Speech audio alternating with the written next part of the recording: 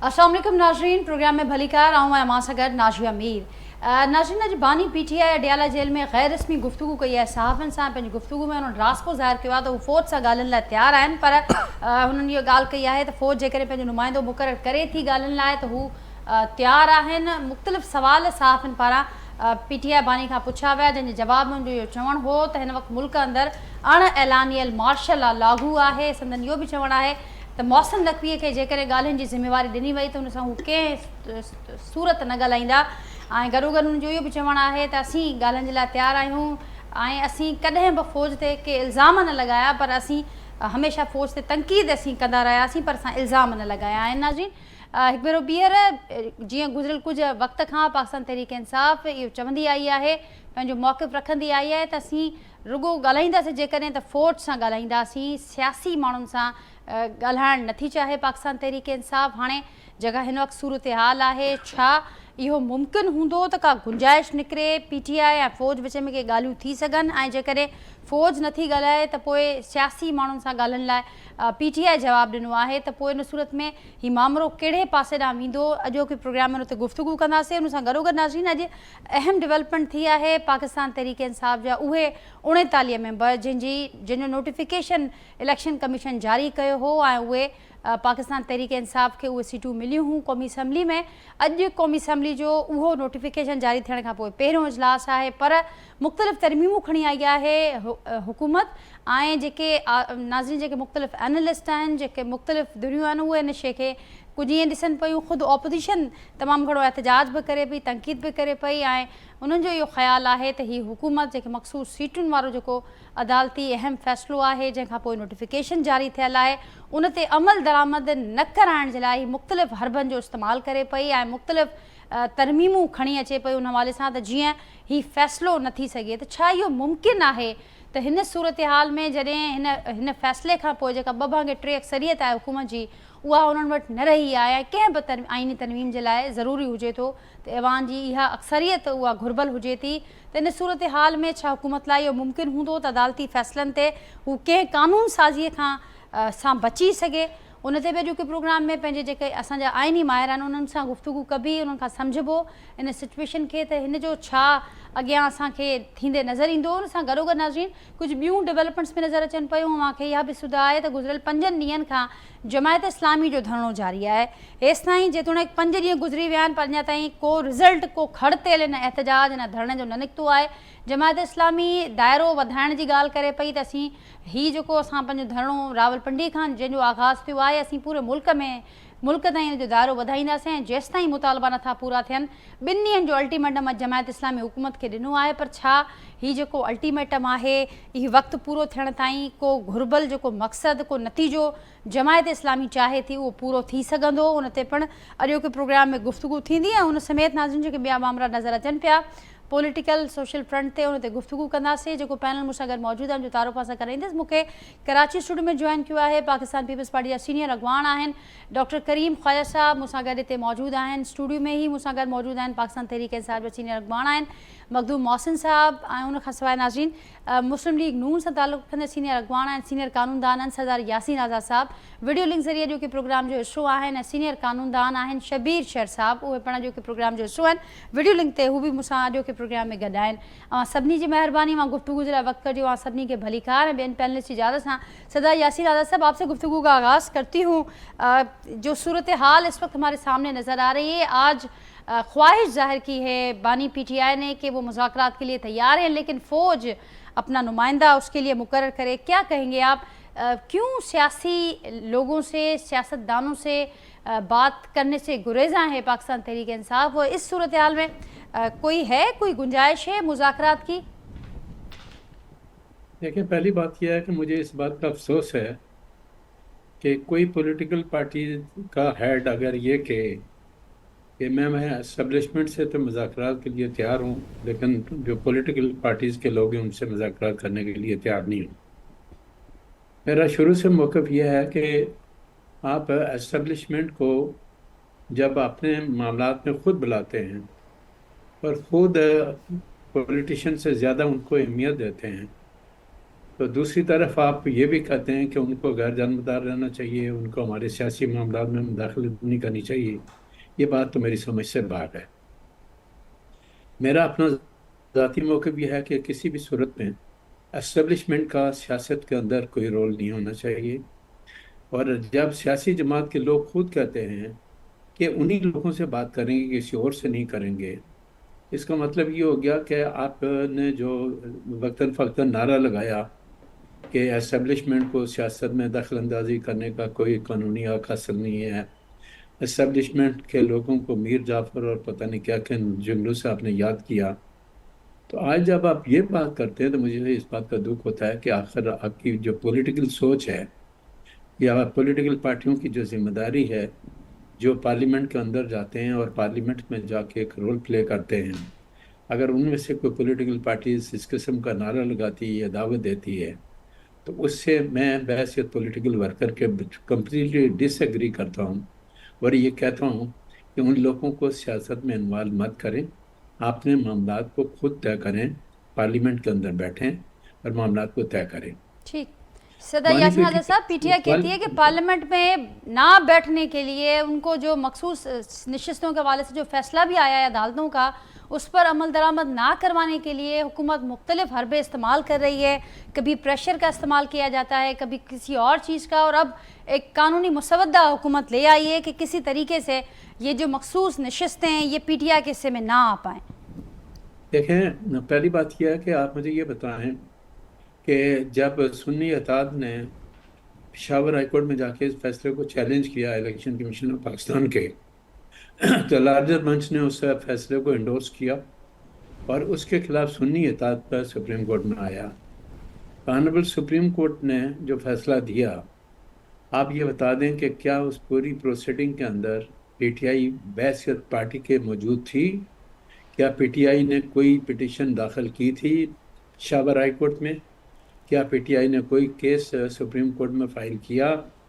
तो फिर जब सुन्नी इत्तेहाद की पिटीशन आई, तो एक तरफ तो आप सुन्नी इत्तेहाद की पिटीशन को डिसमिस कर रहे हैं, जो आपसे रिलीफ मांगने के लिए आया कि ये सीटें मेरी हैं, मुझे दी जाए, उस पिटीशन को खारिज करते हैं और रिलीफ एक ऐसी पार्टी को देते हैं जो केस के अंदर प्रोसीडिंग का हिस्सा ही नहीं थी। तो आपने वेकेशन के दौरान उस केस को फिक्स किया और अर्जेंट बेसिस पे सुना। अब डिटेल ऑर्डर तो ऑनरेबल सुप्रीम कोर्ट ने अभी नहीं दिया। अब प्रॉब्लम ये हो गया कि ऑनरेबल सुप्रीम कोर्ट के ऑर्डर के मुताबिक ये था कि जिनका कहीं ना कहीं एफिलेशन था कि वो पीटीआई के लोग हैं, उनको तो इलेक्शन कमीशन ऑफ पाकिस्तान ने मेंबरशिप उनके आदमियों को नॉमिनेट कर दिया। लेकिन वो 41 आदमी जिनके कागजात में कहीं भी ये इशारा नहीं मिलता कि वो पीटीआई के लोग हैं, तो आपने उनको भी 15 दिन का टाइम दे दिया। और आपने जब इतना एक जजमेंट दिया, तो आपकी ये जिम्मेदारी ये थी कि फिर आप गाइडलाइन भी देते कि क्या है, अभी तक तो detail order honourable supreme court ने नहीं दिया, तो वो बाकी जो 41 आदमी हैं उसमें इलेक्शन कमीशन ऑफ पाकिस्तान भी सुप्रीम कोर्ट चला गया और वो सुप्रीम कोर्ट से ये कहते हैं कि ये 41 आदमी वो लोग हैं जिनका पीटीआई से किसी किस्म का कोई एफिलेशन नहीं है, लिहाजा ऑनरेबल सुप्रीम कोर्ट हमें गाइडलाइन दे कि हम क्या करें। अब आपने क्या किया कि उस पिटीशन को अर्जेंट बेसिस पे आपने डिसाइड किया, लेकिन जब हुकूमत रिव्यू पिटीशन में चली गई, पाकिस्तान पीपल पार्टी रिव्यू पिटीशन में चली गई, तो जब वो बात आई तो वहाँ आपने ये डिटेल जजमेंट भी नहीं दिया। तो वहाँ आपने ये कहा कि नहीं, रिव्यू पिटीशन जो है हम छुट्टियों के बाद सुनेंगे। और चूँकि एक प्रोसीजर एक्ट जो आया था सुप्रीम कोर्ट का, उसमें पहले बेंच कंस्टिट्यूट करने का इख्तियार चीफ जस्टिस ऑफ पाकिस्तान का था, अब वो इख्तियार चीफ जस्टिस ऑफ पाकिस्तान और 2 सीनियर जजेस को दे दिया गया। तो जब इस सिलसिले में मीटिंग बुलाई गई, तो honourable chief justice of Pakistan ने कहा कि जब हमने पिटीशन सुनी है तो रिव्यू पिटीशन भी एक आईनी मामला है, इसको भी सुना जाना चाहिए अर्जेंट बेसिस पे, मैं अपनी छुट्टियां ख़त्म करके इसको भी सुनना चाहिए। तो वहाँ आपने कहा कि नो, ये नहीं होगा, छुट्टियों के बाद होगा। अब इलेक्शन कमीशन ने 41 सीटों के मुतालिक आपसे गाइडलाइन मंगवाई है, तो गाइडलाइन तो तब भी देंगे ना कि जब सुप्रीम कोर्ट के 13 जजेस बैठेंगे रिव्यू पिटीशन में, तो वो कहेंगे कि हमारा मकसद ये था, और जाने से पहले आपने डिटेल जजमेंट भी नहीं दिया। तो मेरा कहना यह है कि ये इतना अर्जेंट का मामला था कि ऑनरेबल सुप्रीम कोर्ट ने जिस तरह उस पिटिशन को इंटरटेन किया, इसी तरह रिव्यू पिटिशन को भी इंटरटेन करना चाहिए, लेकिन वो नहीं हुआ। क्योंकि कानून चेंज हो गया, चीफ जस्टिस ऑफ पाकिस्तान को बेंच बनाने का इख्तियार रहा नहीं। अब 3 आदमियों ने बेंच कंस्टिट्यूट करनी है, तो 2 जजेस चले गए इस बात के खिलाफ कि ये बाद में डिसाइड होगा। तो ऑनरेबल चीफ जस्टिस जो है उनको अपना अलग नोट लिख के देना पड़ा कि मेरा पॉइंट ऑफ व्यू ये है कि रिव्यू पिटिशन को हमें पहले सुनना चाहिए, छुट्टियों के दौरान सुनना चाहिए।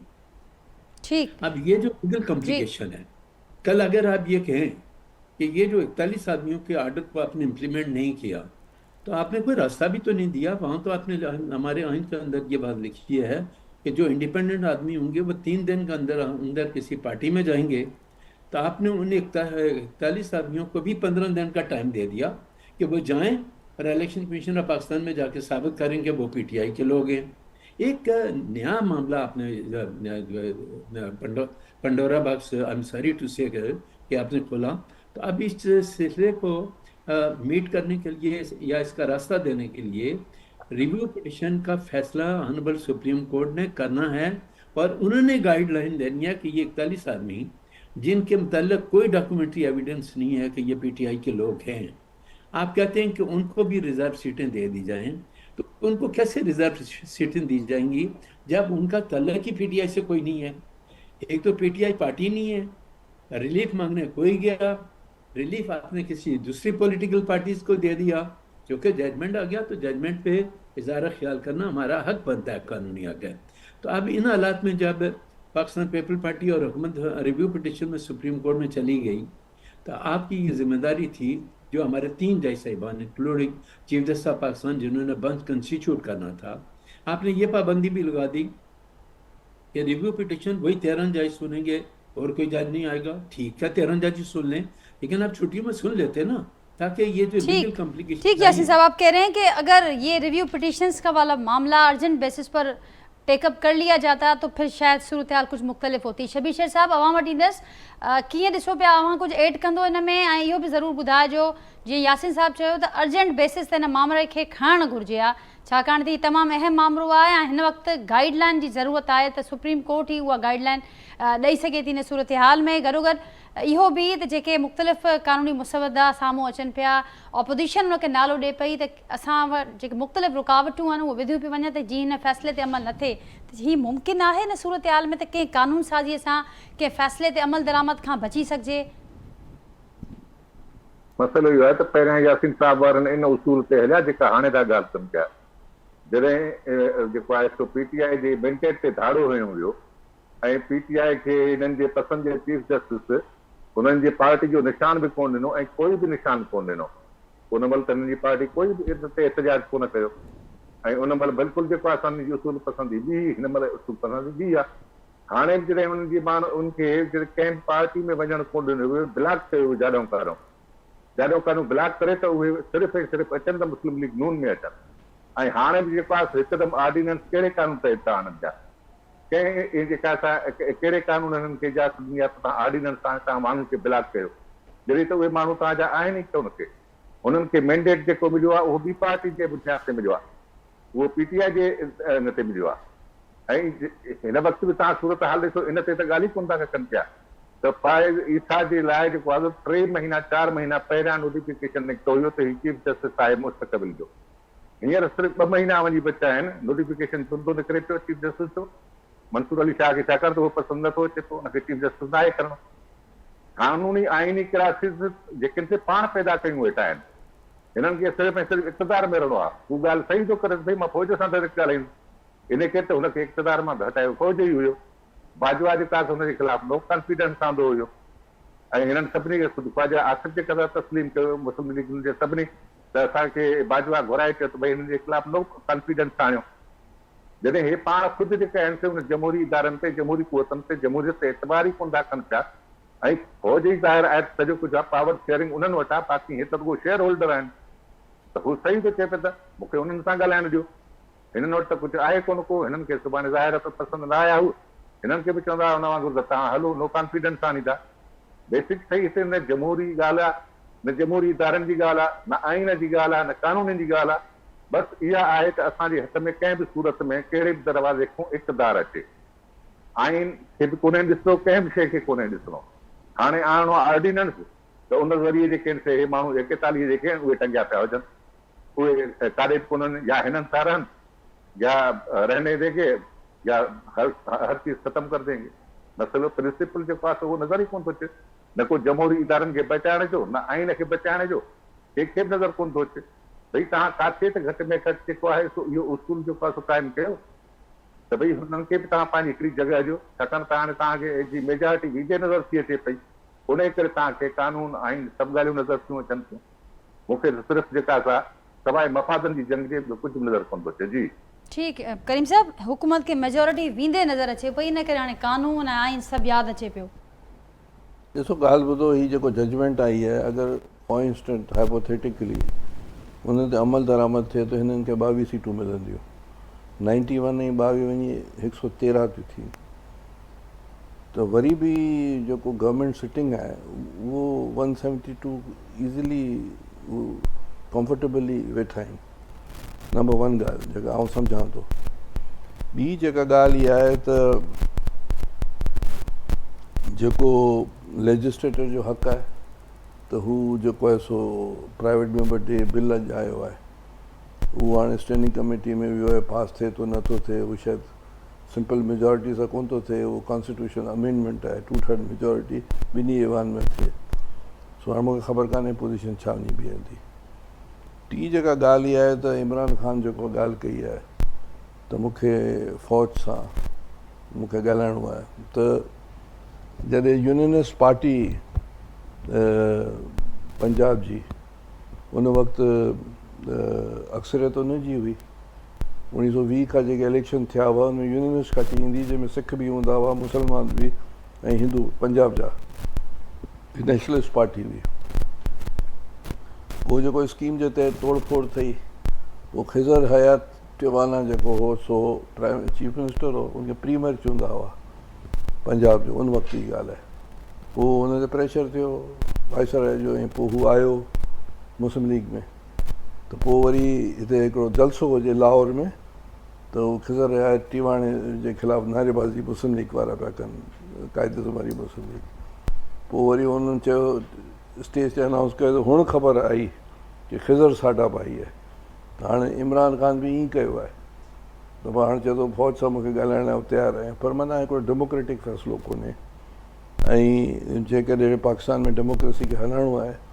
त पोइ इन्हनि सां त पॉसिबल कोन्हे। करीम साहब खान इहे सवाल थिया अॼु बानी पीटीआई खां, जो चवणु हो त पोइ SIFC जो उन्हनि ज़िक्र कयो, उन्हनि इहा बि ॻाल्हि कई त मुल्क अंदरि पोइ मोहसिन नक़वी केरु आहे, SIFC जो छा किरदारु आहे, मुल्क में अण ऐलानियल मार्शल लॉ नाफ़िज़ आहे, त असां त जेके तनक़ीद कनि था त असीं सियासी माण्हुनि सां ॻाल्हाइण नथा चाहियूं, उहे ख़ुदि उन्हनि सां ई वेठल आहिनि, ऐं ख़ुदि हुकूमत जेका हले पई उहा कीअं हले पई उहा बि सभिनी जे साम्हूं। उहो तव्हांजी ॻाल्हि हुनजी पंहिंजी हिकिड़ी पॉइंट ऑफ व्यू आहे, हीउ जवाबु हो PTI बानी जो, कुझु अहिड़ो ई सवाल। हाणे ॾिसो ॻाल्हि ॿुधो, जॾहिं ज़ियाउल हक़ जी हुकूमत हुई,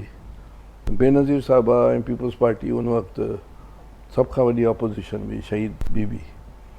त जॾहिं ॻाल्हि ॿोल जो वक़्तु आयो, मिसाल उन वक़्तु चीफ प्राइम मिनिस्टर हो मोहम्मद ख़ान चुने जो। हाणे उते जॾहिं बीबी शहीद मोटी आई 86 में, पोइ जॾहिं सोवियत यूनियन वारा जेके सो चवनि पिया जिनेवा अकॉर्ड, त बेनज़ीर शहीद जिनेवा अकॉर्ड में प्राइम मिनिस्टर चुने ई सपोर्ट कई। 86 में जॾहिं बेनज़ीर साहिबा आई त जेके ॻाल्हियूं ॿोलियूं ठही हुयूं त हिन सां ठही हुयूं त बाबा असां अचूं पिया स्मूथली जलसा थियनि। त ॾिसो उन वक़्तु जॾहिं सुको मार्शल लॉ हो, सणिबियो मार्शल लॉ कोन, सुको मार्शल लॉ हो, जेको जेल में वियो पियो उहो ठीकु ठाक पादर पे खाधी, कोड़ा बि लॻा पे, फांसियूं पे आयूं, उन वक़्तु बि पीपल्स पार्टी उहो डेमोक्रेटिक अंदाज़ कयो। हाणे इमरान ख़ान लाइ एतिराम आहे, हुनखे अवामी सपोर्ट आहे, हुनखे जेको आहे सो पंजाब ऐं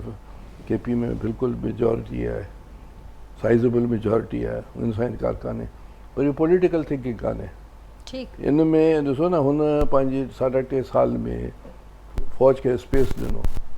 अॼु सभु पिया लोड़ियूं, जॾहिं तव्हां ॿियनि नॉन कॉन्स्टिट्यूशनल इदारनि खे स्पेस ॾींदा पोइ तव्हांजी स्पेस छा वञी बचंदी? ठीकु त मुंहिंजे ख़्याल में हुन ग़लति चयो आहे। मुंहिंजी ज़ाती राय इहा आहे, पार्टी जी बि राय इहा ई आहे, ठीकु आहे। त हीउ जेको आहे सो ॾिसो, मुस्लिम लीग नून खे 2014 में ॾाढी मुश्किलात हुयूं, हुनखे बचायो पार्लियामेंट, ऐं हू जेको पार्लियामेंट जे पोयां अची बीठो नवाज़ शरीफ़, सभिनी पार्टीज़ बचायो। उन वक़्तु बि हीउ जेको ज़हीरुल इस्लाम ऐं इहो जेको आर्मी चीफ हो उन वक़्तु जो राहिल शरीफ़, उन्हनि हिकिड़ी हिकिड़ी कूदेता जी कोशिशि कई हुई पर नाकाम वई पार्लियामेंट जे करे। हाणे बि इमरान ख़ान खे अगरि बचिणो आहे त उहो पार्लियामेंट में अचे ऐं पार्लियामेंट ई उनखे बचाईंदी। हीउ जेको रस्तो आहे उहो तबाही बर्बादी आहे। हू अगरि उहो सम्झे थो त ट्रम्प ईंदो ऐं हीउ थींदो ऐं हू थींदो, स्पेस त हुन पंहिंजी एज़ अ प्राइम मिनिस्टर इलाही कुझु ॾेई छॾी न, फ़ौज जे हवाले करे छॾियो, हर चीज़ हुन ॾेई छॾी। हाणे बाक़ी ॻाल्हि ॿोल करे हुनखे छा मिलंदो? साल जेल बि रहियो आहे, उनखां पोइ छा भला इहो हिकिड़ो ग्रैंड प्लान त कान्हे त 73 कॉन्स्टिट्यूशन जेको आहे सो ख़तमु थिए या जेको प्रेसिडेंशियल सिस्टम अचे? छा इहा बि हिकिड़ी डिबेट आहे, इलाही पहिरीं खां हले पई ऐं हिन जी ख़्वाहिश बि इहा ई आहे ऐं इहा ख़्वाहिश हुन इदारे जी बि आहे। त छा इहो ग्रैंड प्लान त कान्हे? हाणे इहो वक़्तु ॿुधाईंदी इहे सभु चीज़ूं, पर ॿ सूरत में ज़रूरु मां खां पुछंदसि बाद में त जेके पोइ पार्लियामेंट में वेठल ताक़तूं आहिनि, जेके सियासतदान आहिनि, उहे कीअं हीउ जेको श्रिंक थींदड़ स्पेस आहे इनखे घटि करण में पंहिंजो किरदारु कीअं अदा कंदियूं हिन सूरत हाल में? मखदूम साहिबु, आवाम छा चवंदो पार्लियामेंट वाहिद रस्तो आहे? जेकॾहिं हिन वक़्तु बि PTI न सम्झी त पोइ सूरत हाल न रुगो PTI पर ॿियनि पार्टियुनि जे लाइ बि को सुठो पैगाम न खणी ईंदी। बिस्मिल्लाह रहमान रहीम। मैडम, सभिनी दोस्त मुंहिंजे लाइ क़ाबिल इज़त आहिनि। उन्हनि जी ॻाल्हि मूं ॿुधी, सभु चवनि था पार्लियामेंट में अची ॻाल्हायो। पहिरीं ॻाल्हि त असांखे पार्लियामेंट में अचणु ॾियनि नथा, बावजूदि इन जे त अवामी पज़ीराई, अवामी क़ुवत, अवामी ताक़त असां सां गॾु आहे। उन खां पोइ जे ॻाल्हि कनि था त जमहूरी क़ुवतूं आहियूं असीं ऐं अहिड़ा फ़ैसिला जेके अॼु असांजे लीडर इमरान ख़ान साहिबु, आउं त नालो वठंदुसि हुनजो छो त हिकिड़ी हक़ीक़त आहे हू, ऐं ख़ान साहिबु जेको अॼु कुझु चयो त उनखे कंडेम कनि था, उहे कंडेम था कनि जेके हींअर गुज़िरियल 2-2.5 सालनि खां वठी उन ई इदारे जे कच्छ में वेही हुकुमरानी कनि पिया, बग़ैर कंहिं अवामी पज़ीराई जे, बग़ैर कंहिं इख़्लाक़ी जवाज़ जे। इन खां पोइ अचूं ॿी ॻाल्हि ते त डॉक्टर साहिबु मुंहिंजे लाइ इलाही क़ाबिल इज़त आहिनि, मुंहिंजा भाउ आहिनि, असांजो ज़ाती को बि त कॾहिं का रंजिश कान रही आहे। बिल्कुलु इन ॻाल्हि दुरुस्त चयूं त बेनज़ीर साहिब जे दौर ते पीपल्स पार्टी हिकिड़ी वॾी स्ट्रगल कई, पर इहा बि हिकिड़ी हक़ीक़त आहे त 2008 खां वठी 2024 ताईं हिकिड़ी प्रो इस्टेब्लिशमेंट जमात बणिजी पीपल्स पार्टी हिकिड़े सूबे ते हुकुमरानी करे पई। इहा बि हिकिड़ी हक़ीक़त आहे ऐं ग़लतियूं असां सभिनी पॉलिटिकल स्टेक होल्डर्स में आहिनि ऐं असांखे तस्लीम करणियूं पवंदियूं। जीअं डॉक्टर साहिबु चयो त 3.5 साल असांजे दौर में उन्हनि खे स्पेस मिली, बिल्कुलु असांजे दौर में उन्हनि खे स्पेस वधीक मिली, पर स्पेस मिलंदी आई पे नवाज़ शरीफ़ साहिब जे दौर में मिलंदी आई पे, उन खां पहिरीं जो गिलानी साहिब जो ऐं राजा प्रदर्शन साहिब जो दौरु गुज़रियो, वरी उन खां पोइ असांजो दौरु गुज़रियो, वरी उन खां पोइ उहे त थिया ठीकु आहे, टई दौरनि खे थोरो वरी जस्टिफाई करे सघे थो, पर जेका स्पेस हींअर 2022 खां 2024 ताईं मिले पई, इहा स्पेस सम्झो पूरे तारीख़ में कान मिलंदी जेतिरी स्पेस मिले पई। हिकिड़ी हक़ीक़त आहिनि ऐं ईअं कोन्हे अॼोकी ॻाल्हि जे दौरान हिकिड़ी ॻाल्हि सभिनी दोस्तनि कढी छॾी त ख़ान साहिबु इहो बि चयो त तव्हां साफ़ी हिकिड़े सुवाल कयो त तव्हां हुकूमत सां छो नथा ॻाल्हायो? चयो त हुकूमत सां ॻाल्हाइण जे लाइ असां महमूद ख़ान अचकज़ई खे नामज़द करे छॾियो आहे, पर महमूद ख़ान अचकज़ई सां केरु ॻाल्हाइण जे लाइ सीरियस कोन्हे। ऐं हिकिड़े तरफ़ चवंदा पार्लियामेंट में अची ॻाल्हायो, ॿिए तरफ़ असीं इदारनि जो एतिराम कयूं था। ॾिसो न, इहे फ़ैसिला असां कोन्हनि ॾिना, फ़ैसिला सुप्रीम कोर्ट जे क़ाबिल इज़त जजनि ॾिना, उन्हनि फ़ैसिलो ॾिनो आहे। तव्हांखे अगरि उन ते रिज़र्वेशन्स आहिनि त तव्हां आइन मुताबिक़ तई क़ानून मुताबिक़ तव्हां सुप्रीम कोर्ट में वञो। जीअं असीं विया आहियूं, असीं बावजूदि इन जे त असीं साल खां वठी 1.5 साल खां वठी असां जेको हशर कयो पियो वञे, उन जे बावजूदि जेतिरो असांखे इहे विक्टिमाइज़ कनि था ओतिरी वॾी अवामी क़ुवत बणिजी असीं उभरंदा था अचूं। ऐं जीअं तहरीक इंसाफ़ हिकिड़ी हक़ीक़त आहे, पाकिस्तान में अॼु माज़रत सां जो ओपनली ॻाल्हाइणो थो पवे, हालांकि as a being a political worker इहा ॻाल्हाइणु मुनासिबु कोन्हे, पर असांजे सियासतदान हुन में असीं बि अचूं था, असांजूं बि ग़लतियूं आहिनि, ॿिया बि सभु अचनि था हुन में। उन में पीपल्स पार्टी बि आरी कान्हे, उन में नून लीग बि आरी कान्हे, हुन में तहरीक इंसाफ़ बि आरी कान्हे। इन्हनि टिनी वॾी जमायतूं वॾे खां वॾी ज़िम्मेदार आहिनि ऐं उन्हनि खां पोइ फ़ौज पाकिस्तान जी हिकिड़ी हक़ीक़त आहे ऐं ॻाल्हियूं बि उन सां थींदियूं। जीअं शेख साहब जीअं ॻाल्हियुनि सां 100% मुतफ़िक़ आहियां जेके उन्हनि ॻाल्हियूं कयूं मुंहिंजो मौक़िफ़ उन्हनि बयानु कयो त असांखे हक़ीक़त खे तस्लीम करणो पवंदो बनावटी ॻाल्हियूं हक़ीक़त हिकिड़ी चऊं असीं कुझु था अमल असांजो ॿियो आहे असीं टीवीअ ते वेही या असेंबली में वेही असीं चऊं था त असीं जमूरियत जूं ॻाल्हियूं कयूं था राति जो वरी असीं जिन दरवाज़नि खां असीं मीटिंगूं करे निकिरूं था इहे ॻाल्हियूं लिकियलूं कोन्हनि केरु कंहिंसां राब्ते में आहे केरु कीअं पियो हुकुमरानी करे सभु माण्हू सभु सम्झी विया आहिनि आवाम सम्झी वई आहे हाणे इदारनि खे बि सम्झणु खपे ऐं आउं सम्झां थो त इदारनि में टकराव अवामी क़ुवतुनि में टकराव मुल्क जे लाइ सुठो कोन्हे मुल्क जे लाइ न त मुल्क अला माफ़ करे ॾाढो खाना जंगी जी तरफ़ वञो बलूचिस्तान जा हालात तव्हां ॾिसो किना पिया वञनि KPK जा हालात बनू जा हालात ॾिसो तव्हां किना पिया वञनि त इन सभिनी जो हिकिड़ो हालात टॉक्स थियणु खपनि ऐं जेके हक़ीक़ी क़ुवतूं आहिनि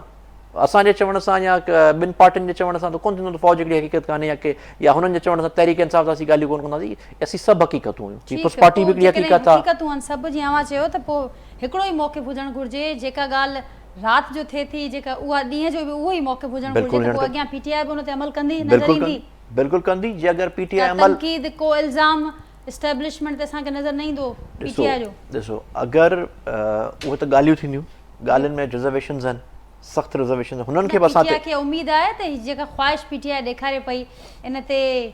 का गुंजाइश मौजूदु आहे की ॻाल्हियूं थी सघनि थियूं बिल्कुलु अञा जवाबु कोन आयो आहे बिल्कुलु गुंजाइश हुजणु खपे ऐं अञा त चवणु क़बल वक़्तु हूंदो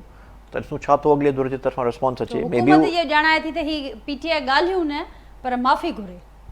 ॾिसो हुकूमत सां असीं ॻाल्हाइण न को ॻाल्हाइण जे लाइ असीं तयारु आहियूं न एस्टेब्लिशमेंट लाइ चवनि था त हिन वक़्तु PTI जेको रखे पई त फ़ौज असां सां ॻाल्हाए को नुमाइंदो मुक़ररु करे त हीउ वक़्तु जेको कुझु हू करे आया आहिनि त ॻाल्हियुनि जो न माफ़ी वठण जो आहे ॾिसो इहा त हुकूमत जी ख़्वाहिश थी सघे थी अगरि अता तारड़ जी स्टेटमेंट या राना सनावला जी स्टेटमेंट सां अगरि थी सम्झो था त को अवामी मौक़िफ़ आहे हा अगरि कोई यासीन आज़ाद साहिबु जहिड़ो क्रेडिबल माण्हू चवे त पोइ क़ाबिल इज़त आहे डॉक्टर साहिबु जहिड़ो क्रेडिबल माण्हू चवे त ठीकु आहे हू ॻाल्हि हिकिड़ी कंदा जंहिंजो हक़ीक़त सां को तालुक़ु न हाणे कुझु ॾींहं पहिरियां चयो अता तारड़ चयो त PTI ते पाबंदी थी लॻे उहा शइ हुननि पंहिंजे कैबिनेट जी मीटिंग में डिस्कस ई न कई माना एतिरा त हू संजीदा आहिनि जो चलो उहा इम्प्लीमेंट थिए या न थिए पर तव्हां पाण त वेही डिस्कस कयो न के सर को संजीदा माण्हू ॻाल्हि करे हा PMLN मां को रिस्पॉन्सिबल माण्हू ॻाल्हि करे पीपल्स पार्टी मां छा PTI इहो बार खणण लाइ तयारु आहे अॻु बि खोड़ ॻाल्हियूं थींदियूं आहिनि जेका डॉक्टर साहिबु ॻाल्हि कई त हीउ जेको पॉलिटिकल स्पेस श्रिंक थिए पियो ऐं हुन में ख़ुदि जेकॾहिं PTI इहा ई अप्रोच रखी पॉलिटिकल थिंकिंग डॉक्टर साहिबु ॻाल्हि कई त नज़र कोन पई अचे जेकॾहिं इन टाइप जो मामला हलिया इहा तर्ज़ सियासत रही त उहा सम्झो पिया त हीउ जेको अॻियां हली जेको टाइटल या जेको बार PTI खे खणणो पवंदो उन लाइ PTI तयारु आहे ॾिसो श्रिंक थिए कान पई श्रिंक थी चुकी आहे असांखे हक़ीक़त खे एक्सेप्ट करणो पवंदो ऐं उन ई इदारे खे एज़ अ टूल करे असांखे विक्टिमाइज़ कयो पियो वञे त असां उन इदारे जे ख़िलाफ़ु का वॾी साज़िश कई या हमला कया जेके उन में बि असीं पहिरें ॾींहं खां वठी चवंदा आहियूं त असीं इन शइ खे स्ट्रॉन्गली कंडेम कयूं था जे अगरि असांजे पार्टी जे कुझु फ़र्दनि या कुझु पार्टी जे वर्करनि कुझु ग़लति अमल कयो त उनखे आइन कानून मुताबिक़ अदालतूं सज़ा ॾियनि असांखे उन ते का रिज़र्वेशन कान हूंदी बाक़ी एज़ अ पॉलिटिकल वर्कर ऐं चवां थो इहा शइ ग़लति आहे पर इहा शइ सभु इन में सभु रिस्पॉन्सिबल आहिनि जेको गुज़िरियल 10-15 साल खां वठी पाकिस्तान जी पॉलिटिक्स जो तर्ज़ु थी वियो आहे त हाणे इहा ॻाल्हि का ढकी छुपी कान्हे अॼु जी ॻाल्हि इंटरनेशनल क़ुवतूं बि अचे सम्झनि थियूं लोकल इंटरनेशनल मीडिया बि सम्झे थी नेशनल मीडिया बि ताईं सभु सम्झो था त असांखे हाणे असां वटि रस्तो कोन्हे ऐं असांखे हक़ीक़तूं तस्लीम करणियूं पवंदियूं ऐं असांखे सवले हिकिड़े तरीक़े ते हलणो पवंदो न त मुल्क जे लाइ तमामु मुश्किलातूं वधंदियूं वेंदियूं अॼु तव्हां अगरि पाण रुॻो मुल्की पॉलिटिकल ॻाल्हियुनि ते अॼु ॻाल्हायूं पिया तव्हां आवाम जी सूरत हाल ते तव्हां अगरि गौर विझो त जेके जमात इस्लामी जी धरणनि जी तव्हां ॻाल्हि कई जमात इस्लामी वारा ठीकु आहे पॉलिटिकल पार्टी जी अलॻि आहे पर तमामु बहितरीनु मौक़िफ़ आहे उन्हनि जो ऐं जंहिं तरीक़े सां महांगाई आहे तव्हां आवाम ते त ॻाल्हायो बिजली जी यूनिट किथे खां किथे वञी पहुतो आहे पेट्रोल जूं प्राइज़िस तव्हां ॾिसो जॾहिं असांजे दौर में 184 हो डॉलर जो रेट ऐं पेट्रोल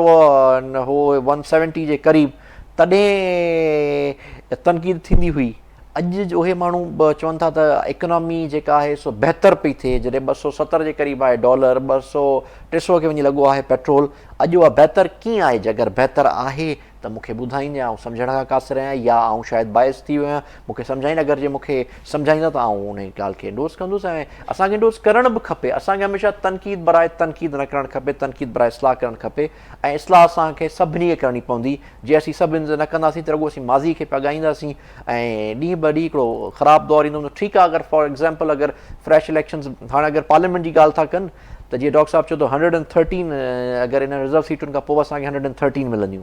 ठीक है सीट्स उन खां पोइ 50 केसिस एंड ट्रिब्यूनल्स में असांजा जेके असीं सम्झूं था असां सां ज़्यादती कई वई आहे नेशनल असेंबली सीटुनि में उहे बि कोर्टूं हल ॿुधंदियूं अगरि उहो डिसीजन ॾींदा 50 ऐं तव्हां 113 खे तव्हां प्लस कयो त असां वटि 160 प्लस जे क़रीब अची वेंदी मेजॉरिटी असां वटि उहे त माना चवंदा क्लियर कट 50 सीटूं आहिनि जिन में फॉर्म 45 त असीं खटे चुकासीं पोइ फॉर्म 47 कयो वियो तव्हांजे मैंडेट जी वापसी वारो मौक़िफ़ घटि बल्कि फ्रेश इलेक्शन वारो मौक़िफ़ हाणे त पीटीआई उते बि यूटर्न वठी छॾियो आहे न असीं त चऊं था असांजो मौक़ो फ्रेश बावजूदि हिन जे भले असीं इहा जंग बि विढ़ंदासीं जीअं असां रिज़र्व सीटूं हासिलु कयूं असीं ट्रिब्यूनल में बि ईंदासीं ट्रिब्यूनल में वञण खां पोइ बि असीं इहे कोन था चऊं त असांखे वज़ारत उज़्मा ॾियो त असीं रहूं चोर दरवाज़ा असीं चऊं था इन खां पोइ असीं रिज़ाइन करण जे लाइ तयारु आहियूं ऐं असां माज़ी में तारीख़ी कयो आहे असां KPK जी असेंबली डिज़ोल्व कई असां पंजाब जी असेंबली डिज़ोल्व कई असां नेशनल असेंबली तां रिज़ाइन कयो असीं वरी बि हिन शइ खे क़ुर्बान करे छॾींदासीं असीं चवंदा त हिकिड़ो न्यूट्रल तरीक़े सां पर उन जी गारंटी पोइ इहो एतिराफ़ बि कयो त उहे सियासियूं ग़लतियूं तव्हांजा खोड़ सीनियर अॻुवान इहा ॻाल्हि करे चुका त उहे असांजी सियासी ग़लतियूं न पर पार्टी पॉलिसी त चेयरमैन जी हुई न चेयरमैन एतराफ़ न कयो को अगरि फ़र्ज़ु करे थो त इनफ़रादी पार्टी पॉलिसी कान्हे उहा असीं त सुभाणे बि इन सिस्टम त असीं सुभाणे बि रिज़ाइन कंदासीं असीं छा असांखे भले 160 सीटूं ॾेई सघनि अगरि फ्रेश इलेक्शन न थी या चेयरमैन हिकु ऑर्डर कंदो असीं वरी रिज़ाइन करे छॾींदासीं ठीक मगदूम साहब मुंहिंजी ॻाल्हि खे अॻियां वधाईंदसि सरदार यासीन साहब मेरी आवाज़ आप तक पहुंच रही है मुझे सुन रहे हैं आप हाँ सुन रहा हूँ जी यासीन साहब मखदूम साहब ये कह रहे हैं कि पाकिस्तान तहरीक इंसाफ वही मौक़िफ़ रख रही है जो इस वक्त जो हकीकतों पर मबनी है और हकायक पर मबनी है वो ये भी कहते हैं कि पाकिस्तान तहरीक इंसाफ को ना तो पार्लियामेंट में आने दिया जा रहा है साथ साथ वो ये भी कह रहे हैं कि मुज़ाकरात हम फौज से करेंगे क्योंकि हम समझते हैं कि हकीकी ताकत उन्हीं के पास है और अगर ये हुकूमत उसका हमें समझती है इस वक्त सिर्फ एक इदारे को टूल बनाकर फासलों को मज़ीद बढ़ाया जा रहा है जिसमें ये हुकूमत कामयाब नहीं होगी।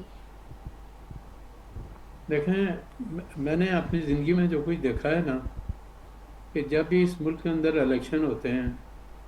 तो जो जीत जाते हैं वो कहते हैं कि ये गलत तरीके से जीत के आए हैं जो हार जाते हैं वो कहते हैं हम जीते हुए हैं ये पाकिस्तान की तारीख का एक हिस्सा है जी। आज भी PTI के लोग जो हैं मेरे ख्याल में 80-85 के करीब कौमी असम्बली के अंदर बैठे हुए हैं और दूसरी तरफ कहते हैं कि सर ये इस वक्त जो है मार्शल की सूरत हाल है तो फिर ऐसी असम्बली के अंदर जाके आप क्यों बैठे हैं जिसके मतलब आपका पॉइंट ऑफ व्यू ये है कि यूँ लगता है कि मार्शल है इस मुल्क के अंदर। तो आपको याद होगा कि इससे पहले माजी में भी इमरान खान साहब अपोजिशन में थे तो वो पार्लियामेंट के अंदर मेरे ख्याल में अपोजिशन में तो बैठे ही नहीं कभी ज़िंदगी में एक या दो दफ़ा गए हैं और जाने के बाद 5 साल तक TA तो वो अपना पूरा लेते रहे हैं। कोई आदमी मुझे कह दे कि किसी मेंबर ने जो उनका डेली अलाउंस है या जो उनकी तनख्वाह उन्होंने ना ली हो। अब जो सूरत हाल है मैं तो ज़रा डिफरेंट वे में बात करता हूँ चूँकि दोस्त आप अपनी मादरी ज़बान में बात करते हैं बात दोस्तों की बात मेरी समझ में आई या नहीं आई लेकिन मैं एक बात कहता हूँ ये कहता हूँ कि क्या ये कह देना बाज़ वक़्त जज साहिबान को भी मैं ये कहते हुए सुनता हूँ कि ये पार्टी सबसे लार्जेस्ट पार्टी है किसी जज को इस बात का हक नहीं दिया जा सकता कि वो कोर्ट के अंदर बैठ के ये बात कहे कि ये पार्टी जो है ना इसको सबसे बड़ी सपोर्ट हासिल है। इसका फैसला तो पाकिस्तान के 25 करोड़ आवाम करते हैं कि किसको है या किसको नहीं है। इलेक्शन हो गए आप फॉर्म 45 की बात करते हैं 47 की बात करते हैं। मैं आज भी आपके प्रोग्राम के हवाले से दावे से कहता हूँ कि 5 साल तक आप यही रोते रहेंगे लेकिन किसी ट्रिब्यूनल के अंदर जाके जब तक आप ये बात साबित नहीं कर देते कि आपकी एक सीटें 160 हैं या 170 है या 80 हैं जब तक कोई ट्रिब्यूनल आपकी एविडेंस रिकॉर्ड करने के बाद उस इलेक्शन के हल्के के इलेक्शन को नल एंड वाइट डिक्लेयर नहीं करता उस वक्त तक आपकी इन तमाम बातों का कोई मतलब मेरी समझ में नहीं आता। ट्रिब्यूनल आप कहते हैं जी 50 तो आप खुद मानते हैं कि ट्रिब्यूनल में जो आपने केसेस किए हैं हार्डली 50 के करीब केसेस किए हैं तो इसका मतलब यह है कि जो है 180 सीटें आप क्लेम करते हैं और ट्रिब्यूनल में सिर्फ 50 केस आपने दाखिल किए हैं और उसमें से अभी तक किसी का कोई फैसला नहीं हुआ। तो आप इस बात को क्यों भूल गए कि आपके दौर में आपका डिप्टी स्पीकर जिसकी पिटिशन 3.5 साल तक सुप्रीम कोर्ट में पेंडिंग रही उसके खिलाफ ये सीरियस एलिगेशन था कि बैलेट पेपर के अंदर पाँव के अंगूठे लगा के उसने इलेक्शन जीता और 3.5 साल तक उस केस को आपने चलने नहीं दिया तो उस वक्त भी तो लोग कहते थे ना कि डिप्टी स्पीकर जो है उसके खिलाफ ये एलिगेशन है कि बैलेट पेपर पे पाउंड का अंगूठे लगा के वो जीत के पार्लियामेंट के अंदर आया। लेकिन वो मामला जब सुप्रीम कोर्ट में ले गए तो सुप्रीम कोर्ट में जाके आपने दरख्वास्त क्यों नहीं की? इस केस का आप ये फैसला करें कि ये डिप्टी स्पीकर जो पार्लियामेंट के अंदर बैठा है इसकी कानूनी हैसियत क्या है? किसी ने ये बात नहीं की। अब सवाल ये पैदा होता है कि इलेक्शन 8 मई के हो गए, जब तक कोई कोर्ट किसी हल्के को डिक्लेयर नहीं करता कि ये इलेक्शन यहाँ गलत हुए, उस वक्त ये कहना कि हम इस पार्लियामेंट के अंदर नहीं जाते। आप ये बता दें कि ये 80-85 आदमी जो आपका है, क्या पार्लियामेंट के अंदर जाके मुकम्मल तौर पर पार्टिसिपेट नहीं कर रहा? क्या पार्लियामेंट के जो अलाउंसेस हैं वो नहीं ले रहे हैं? और पार्लियामेंट के अंदर जो पार्लियामेंटेरियन हैं, आप वो बताएं वो काम क्या कर रहे हैं इस वक्त, जिसमें मैं अपनी हुकूमत के लोगों को भी ये शामिल करता हूँ कि पार्लियामेंटेरियन का काम क्या है। मेरे नज़दीक पार्लियामेंट के मेंबरान का काम यह है कि पार्लियामेंट के अंदर जाएं, कानून साजी करें। कितनी कानून साजी करते हैं आप लोग? कौन सी पार्टी, इवन मैं पीटीआई के दोस्तों से पूछता हूँ कि आप कोई प्राइवेट बिल आज दिन तक लेके आए हैं कि इस बिल को कंसिडर किया जाए? तो कानून साजी तो हो नहीं रही। मैं तो जब भी पार्लियामेंट किसी चैनल पे पार्लियामेंट की प्रोसीडिंग को देखता हूँ तो लंबी चौड़ी तकरीरों के अलावा कोई चीज़ मुझे नज़र नहीं आती। हालांकि हमने इन लोगों को अलर्ट करके पार्लियामेंट के अंदर इसलिए नहीं भेजा कि वहाँ जाके तकरीरें करें, एक दूसरे के बुरा भला कहें, एक दूसरे पे उंगली उठाएं, एक दूसरे को गालियाँ दें। अभी पार्लियामेंट यासीन साहब, इस वक्त तो ये मुल्क का हर जो आदमी है वो यही सोच रहा है, यही सवाल कर रहा है कि हमने एक पार्लियामेंट के पीटीआई के आदमी ने, ये सवाल तो हुकूमत का नहीं होना चाहिए, ये तो एक आम आदमी का सवाल है। एक आम आदमी के खदशात हैं, एक आम आदमी की जो उम्मीदें थी, जो तवक्कुआत थी कि वो जिनको वोट देकर भेजते हैं वानों के अंदर, वो उनकी बात करेंगे। लेकिन इस वक्त सैडली कोई बात करता हुआ, आपकी बात दुरुस्त है कि कोई बात करता हुआ उस पर नज़र नहीं आता। फिर इस पर किसको मोरद इल्ज़ाम ठहराएं? आपका ताल्लुक़ खुद हुक्मरान पार्टी से है और आप कह रहे हैं कि जो सूरत हाल आपने बताई बिल्कुल आप 100% दुरुस्त कह रहे हैं, यही सूरत हाल है। लेकिन इसका फिर इल्ज़ाम किसको दें हम? देखिए, इसका इल्ज़ाम मैं यही कहता हूँ ना कि इसका इल्ज़ाम मैं पाकिस्तान की तमाम सियासी जमातों को जो पार्लियामेंट के अंदर जाती हैं और पार्लियामेंट के अंदर बैठ के अपने मामला को तय नहीं करती, और फिर पार्लियामेंट के मेंबर होने के बावजूद वो ये कहते हैं कि हम फौज से बात करने के लिए तैयार हैं, लेकिन सियासतदान आपस में बातचीत करने के लिए तैयार नहीं है। तो क्या हमें अखलाकी ये जरूरत होनी चाहिए कि हम बोलें कि यहाँ मेरी पार्टी जो कर रही है वो गलत कर रही है? वो कोई कहने के लिए तैयार नहीं है। वो ये प्रिज्यूम करते हैं कि शायद हमारी पार्टी की क़यादत हमसे नाराज़ हो जाए। लेकिन मैं ओपनली एक बात करता हूँ कि जब आप पार्लियामेंट के अंदर जाते हैं 5 साल तक आप क्या करते हैं? आज दिन तक किसी पार्लियामेंट का मतलब मुझे बता दें 1973 का आइन बना, उसमें जितने भी अमेंडमेंट की, क्या जनरल परवेज़ मुशर्रफ जब इक़्तिदार में आया और ऑनरेबल सुप्रीम कोर्ट ने पार्लियामेंट जनरल परवेज़ मुशर्रफ को आइन में तब्दील अमेंडमेंट लाने का इख्तियार नहीं दिया, और जनरल परवेज़ मुशर्रफ ने आइन में जितनी तब्दीलियाँ की, तब्दीली करने के बाद आइन के आर्टिकल 270 के तहत उनको आइन का एक हिस्सा बनाया। तो जब पार्लियामेंट वजूद में आई तो पार्लियामेंटेरियन ने जनरल परवेज़ के मुशर्रफ के बनाए हुए कवानीन को डिक्लेयर किया कि ये गैर कानूनी है, ये मामला आइन का हिस्सा नहीं बन सकता था। किसी ने कुछ नहीं किया। मैं ये बात इसलिए कहता हूँ, मैं अपने बाशमूल अपनी जमात की मिला के बात कर रहा हूँ। मैं ये कहता हूँ कि ये मुल्क है तो हम हैं, पार्लियामेंटेरियन का जो काम है वो करें, एक दूसरे की गालियाँ मत दें। बेहुदा ज़बान जो है, अभी पीटीआई के एक आदमी ने पार्लियामेंट में स्पीच करते हुए जो जुमला बोला वो मेरा जैसा आदमी इस आपके चैनल पे बैठ कर नहीं बोल सकता। वो जुमले का अगर आप देखें तो मैं सोच भी नहीं सकता था कि वहाँ ख़वातीन भी बैठी हैं और ख़वातीन की मौजूदगी में उस मेंबर ने क्या क्या जुमले इस्तेमाल किए हैं। इस पे किसी ने उसको मेंबर को क्रिटिसाइज़ किया कि तुमने पार्लियामेंट के अंदर बैठकर ये जो बेहुदा जुमले बोले क्यों बोले? किसी ने उसको क्रिटिसाइज़ नहीं किया। आज पार्लियामेंट के अंदर पीटीआई के जितने दोस्त जाते हैं, आप ये बता दें कि जिस दिन सेशन होता है, सेशन के दौरान सवाए लंबी चौड़ी तकरीरों के कोई प्रैक्टिकल काम आपने अपनी ज़िंदगी में देखा कि हमारी पार्लियामेंट कोई प्रैक्टिकल काम कर रही है? कानून साजी। आज भी हम शहर साहब बैठे हैं, आज भी हमारे यहाँ सीपीसी को देख लें कि 1908 का है, पीपीसी को देखें कब का है, उसके अंदर जितने कवानीन हैं उसको किसी ने अमेंडमेंट किया नहीं किया, और एक दफ़ा कानूनी शहादत को आपने अमेंड किया तो लॉ ऑफ एविडेंस का भी हमने बेड़ागर कर दिया। तो मैं ये कहता हूँ, मैं किसी एक को नहीं कहता, मैं सबको कहता हूँ कि अगर पाकिस्तान को चाहते हैं कि पाकिस्तान को क्राइसिस से निकालें, पाकिस्तान की माशी सूरत हाल को बेहतर बनाएं, पाकिस्तान के मामला को बेहतर तरीके से लेकर चलें, तो मैं पाकिस्तान की तमाम सियासी जमातों से हाथ जोड़कर अपील करता हूँ कि पार्लियामेंट के अंदर जाएं, फौज की तरह मत देखें, एस्टेब्लिशमेंट की तरह मत देखें। हम उनसे मुज़ाकरात करने के लिए तैयार हैं। अपने मामला जितने पार्लियामेंट के अंदर जाके बैठ के तय करें। यकीन करें, मैं दावे के साथ कहता हूँ, मैं उस सेनेटर का नाम नहीं लेता जो पीटीआई का दोस्त है, हमारे बुकला बरदरी से है। एक दिन मैंने पूछा कि ये आप अपने आप पार्टी लीडर को समझाते क्यों नहीं कि आप जो ये काम करते हैं ये गलत हैं? तो उसने कहा हमारा पार्टी लीडर हमारी बात सुनता ही नहीं, तो हम क्या करें। तो जब पार्टी लीडर आपकी बात को सुनता नहीं है, मैं आज भी दावे के साथ कहता हूँ कि जब इलेक्शन हो गए थे तो जो इंडिपेंडेंट कैंडिडेट थे, जब उनको 3 दिन का टाइम दिया गया था, तहरीक इंसाफ बैसियत party election commission of Pakistan में रजिस्टर्ड थी, उसका नाम था,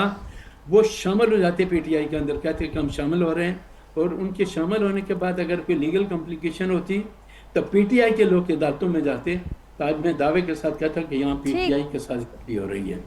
आप तो किसी चीज़ को, किसी आईनी इदारे को मानने के लिए तैयार नहीं है। इलेक्शन कमीशन ऑफ पाकिस्तान आईनी इदारा, आप उसको गालियाँ देते हैं। ठीक, पेशावर सरदार साहब आपकी बात को आगे बढ़ाऊंगी, बाकी पैनलिस्ट की तरफ जाऊंगी। और आपने दुरुस्त फरमाया कि सारी पार्टीज को सोचना होगा, पर शबीर साहब अमां छा चवंदो रुगो पाकिस्तान तहरीक इंसाफ के त पार्टीज चवनि थियूं त मौक़िफ़ में भी तब्दीली आणी पवंदी, पंहिंजे जेको सियासत जो स्टाइल आहे उनखे चेंज करिणो पवंदो। पर असीं जेकॾहिं ॾिसूं था, ज़ाहिर आहे कंहिं बि दौर में जेके भी मसला चैलेंजिस हुजनि, हुकूमत जेका हुजे थी उन जे मथां वधीक ज़िम्मेवारी हुजे थी। त ही हुकूमत तव्हांखे जेका हुनजी हैंडलिंग आहे, जेका भी ही बौरानी सूरत हाल आहे, उहा कीअं नज़र अचे, तव्हांखे नज़र अचे पई त जेको कुझु ही हुकूमत या उनजा अॻुवान जेका ॻाल्हि कनि पिया, उहा असांखे उनजो जेको अक्स आहे उहो असांखे रिफ्लेक्ट थींदे नज़र ईंदो हुजे उनजी हुकूमत जी एक्शन्स या पॉलिसीज़ में? कोन थो अचे पियो। मसइलो इहो आहे त सभई पार्टियूं गॾिजी फ़ैसिलो कनि त फ़ौज जो को बि सियासत सां अमल दख़ल न आहे, ऐं उहा कंहिं बि सूरत में न कंदी। हाणे जॾहिं chief of army staff America हलियो थो वञे, मुख़्तलिफ़ मुल्कनि सां वञी गॾिजाणी थो करे पियो, त उहो उनखे इहो इख़्तियार कंहिं ॾिनो आहे? उन ते ही कुझु ॻाल्हाइनि था, कुझु चवनि था? कहिड़ी पार्टी जेके इक़्तिदार में पार्टी वेठी आहे उहा चवे थी त फ़ौज खे जेका डायरेक्ट कंहिं सां ॻाल्हाइण जो इख़्तियार न आहे? हिन महिल ताईं वापारियुनि सां ॻाल्हायो थो वञे, मुख़्तलिफ़ वफ़दनि सां ॻाल्हायो थो वञे, ॿाहिरि जो को अचे थो उन सां ॻाल्हायो थो वञे पियो। असां त ॾिठोसीं पार्लियामानी निज़ाम में कॾहिं बि काथे बि जेकॾहिं को आर्मी जो सरबराह काॾे वेंदो त उहो प्राइम मिनिस्टर खे इजाज़त सां सवाइ नथो वञी सघे, नथो ॻाल्हाए सघे। हिननि खां पुछो घणा दफ़ा हिननि खां इजाज़त वरिती आहे हिननि जी प्राइम मिनिस्टर। हे ख़ुदि पाण जेके थियनि, हिन केतिरा जेके रिटायर जनरल जेके आहिनि से उहे सिविल इदारनि में भर्ती कया आहिनि। ऑन ड्यूटी जेको आहे चेयरमैन कयो अथनि बाबदा जो, ही पाण ख़ुदि जेके आहिनि हिन जा सहूलियतकार बणिया वेठा आहिनि। जॾहिं हे पाण सहूलियतकार बणिया वेठा आहिनि त पोइ ॿिए खे छाजे लाइ अचनि त भई तूं असां सां सिधो ॻाल्हाए? सिधो ॻाल्हाइण जो तो वटि पावर ई कोन्हे को, तूं पाण ख़ुदि जेको आहे ॿियनि जे इशारे ते हलो पिया। त अहिड़ी सूरत में त कंहिं बि सूरत में मुमकिन शइ नज़र कान थी अचे पई। पहिरियां सभई डिसाइड कनि, इक़्तिदार वारी पार्टी बि इक़्तिदार खां ॿाहिरि बि, त भई फ़ौज जो हिकिड़ो रोल आहे, उहो रोल तइ कयो,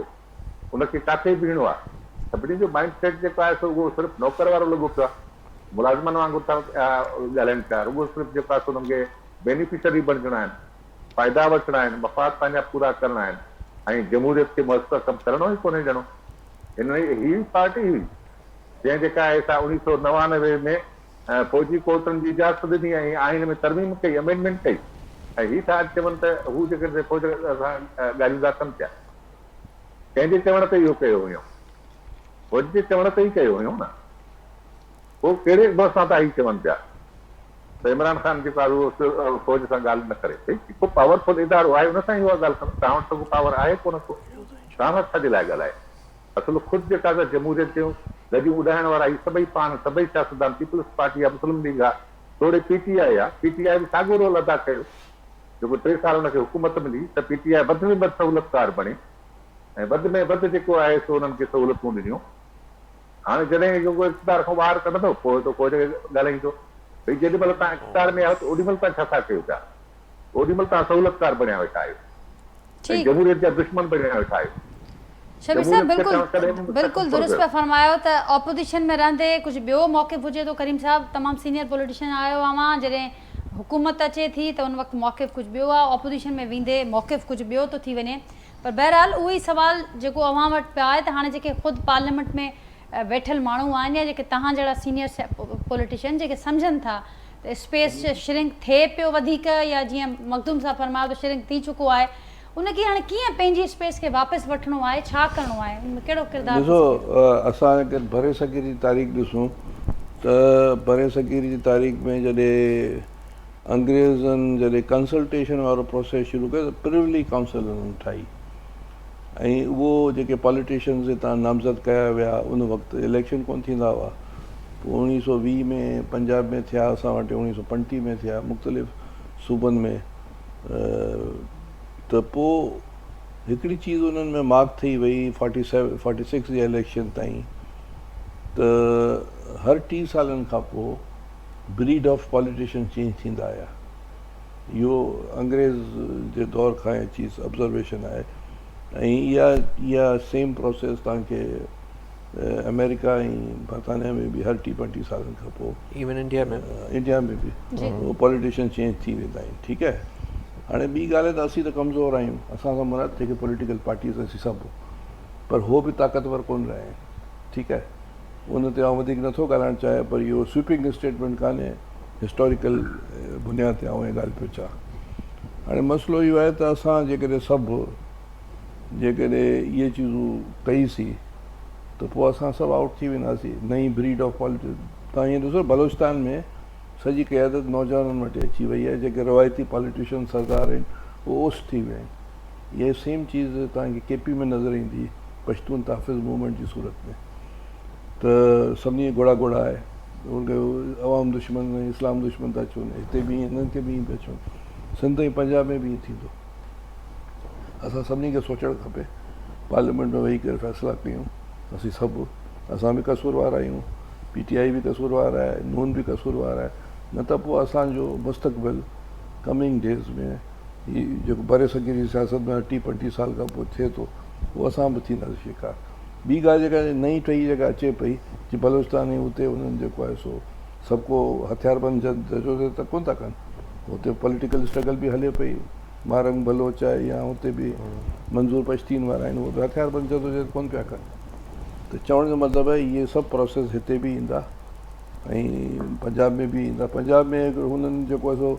हिकिड़ी मज़हबी तंज़ीमूं ठाहियूं आहिनि जेके इंतिहा पसंदि नारा ऐं टेररिज़म ते लथा आहिनि, पर उहे हली कोन सघंदा। पंजाब जी सियासत हिकिड़ी तमामु ब्यूटिफुल सियासत रही आहे, पार्टीशन खां पहिरीं ऐं पोइ बि उते बि centre to the leftist progressive minded माण्हू आहिनि। त इहो हिकु डिफाइनिंग मूवमेंट आहे असीं सभिनी जे लाइ, पर असांखे सोचणु खपे त असीं अगरि कमज़ोर आहियूं त साम्हूं वारा बि ताक़तवर कोन्हनि। बॉल हाणे कोर्ट में आहे PTI जे, न पार्लियामेंट में। मूं लास्ट टाइम बि चयो, हाणे वरी थो चाहियां। साईं आउं ईरान वियुसि पाकिस्तान खे रिप्रेज़ेंट करण जे लाइ, उते 2 सेनेटर हुआ, 2 MNA को इंटरनेशनल कॉन्फ्रेंस हुई। पोइ तेहरान असां वियासीं, उते उते तेहरान पार्लियामेंट में, उते इमाम रज़ा जो हिकिड़ो कॉल लिखियलु हो त बाबा हिते जेको ईंदो हुनखे पनाह मिलंदी पार्लियामेंट जे हवाले सां। माना हिकिड़ो कॉल हो, पर हुनजो मतिलबु ईअं पियो निकितो त हाणे असां सभिनी जी पनाह गाह, पीपल्स पार्टी हुजे, PTI हुजे, नून हुजे, जेके पॉलिटिकल पार्टीज़ आहिनि उन्हनि जी आहे त पार्लियामेंट में। तव्हां त सभु उते वेठल आहियो त फ़ैसिलो त हाणे इन्हनि खे वठिणो आहे। पर हाणे हिन बादशाह माण्हू आहिनि जी मखदूम साहब, फाइनल कमेंट तव्हांजो। असांखे पनाह वठणु ॾियनि त असीं पार्लियामेंट में अचूं न मैडम, असीं पार्लियामेंट में अचण जी ॻाल्हि कयूं था त 8 केस ॿिया ठहियो हुजनि। त असल में डॉक्टर साहिबु इलाही मेच्योर ॻाल्हि कनि पिया ऐं ॻाल्हि बिल्कुलु दुरुस्त आहे। असां वटि बि इन चेंज जी ज़रूरत आहे ऐं हिकिड़े दफ़ा जेसीं ताईं सिस्टम ठीकु न थींदो ॻाल्हियुनि ज़रिए तेसीं ताईं असीं बहितरी तरफ़ न वेंदासीं। पोइ सिर्फ़ु इहो साॻियो सिलसिलो हलंदो। इलेक्शन्स हल न आहे, एवोल्यूशन हल आहे, इनकलाब हल आहे। हिते इनकलाब अचे ऐं इनकलाब ॻाल्हियुनि ज़रिए अचे, हथियार ज़रिए न। जेको इनकलाब जीअं बलूचिस्तान जी डॉक्टर साहब ॻाल्हि कई त जीअं पश्तीन थी वियो या जीअं मारंग बलोच कनि पिया, माना ईअं असां वटि हिते संजीदा सोच जो जे ज़रिए चेंज अचणु खपे ऐं उन में सभई पॉलिटिकल पार्टीज़ वेहनि त बहितर आहे, न वेहंदा ऐं इदारा बि न सही किरदारु अदा कंदा त बसि बदकिस्मती आहे, पर असांजे मुल्क जे लाइ सुठो न थींदो। मखदूम साहब वरी महिरबानी मुंहिंजी डॉक्टर करीम ख्वाजा साहब, सदा यासीन आज़ाद साहब ऐं शबीर शेर साहब इन सां गॾु मौजूदु हुआ। तमामु आख़िर में ख़ूबसूरत ॻाल्हि कई त जेका ॻाल्हि करीम साहब कई त पार्लियामेंट पनाहगाह आहे ऐं सभिनी